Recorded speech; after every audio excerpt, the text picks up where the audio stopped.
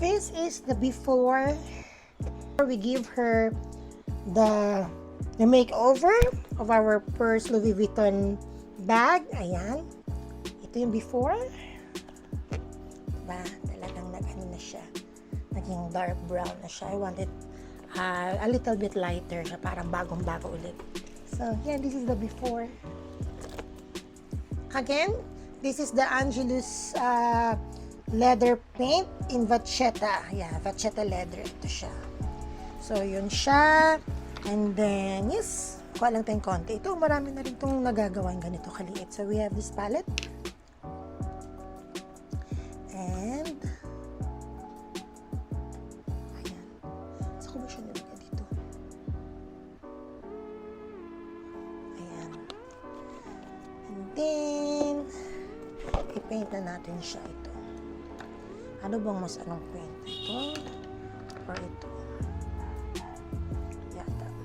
This one is the brush.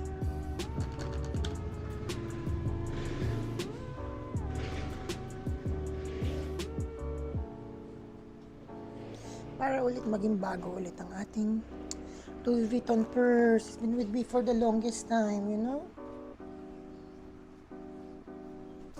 Ayan siya.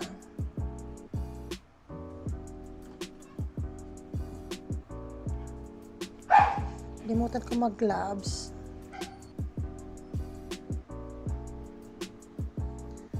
Ayan.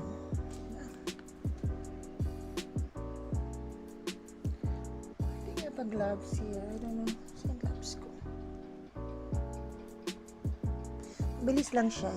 This gonna be a quick lang kasi yun lang naman. It's leather lang naman on top. My concern is the strap. The handbag strap lang ang aking concern kasi it's dark brown na siya. I want it lighter para mukhang brand new siya ulit.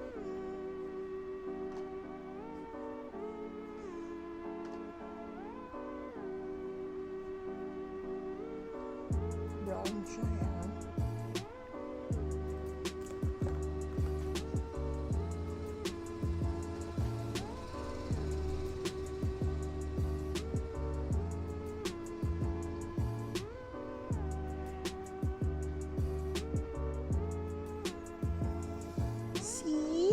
So easy, right? DIY for your Louis Vuitton bag or purse. It's the first coat. I need the gloves. I need the gloves. Wait. I am so happy with the results. Look at this one. Looks brand new now. Wow!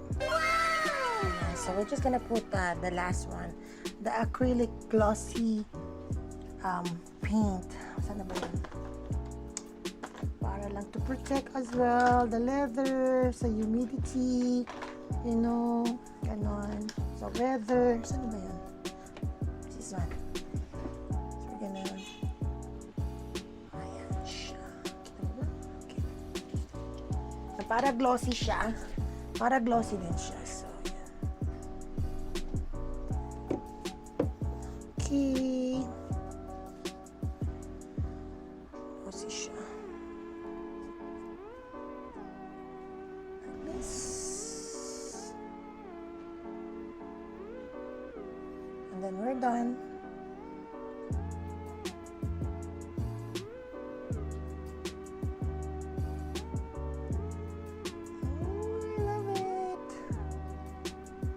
So happy. Next niya again.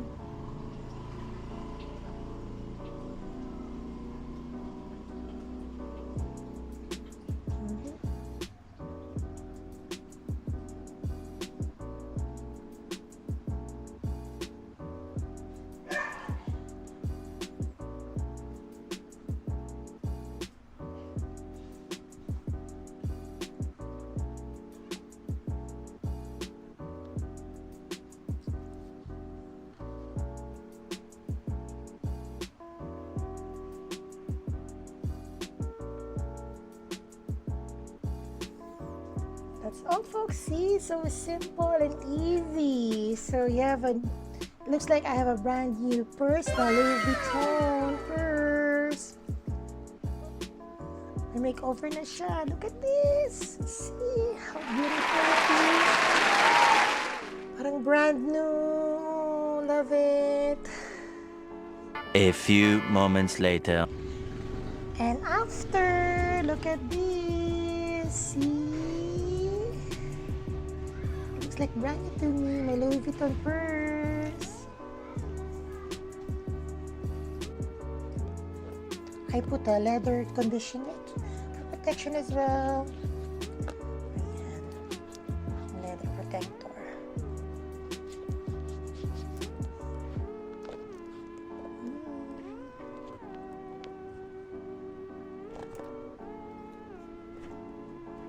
I use my hands kasi ayoko na ng cloth because na-absorb lang yung products. So it might as well use your bare hands.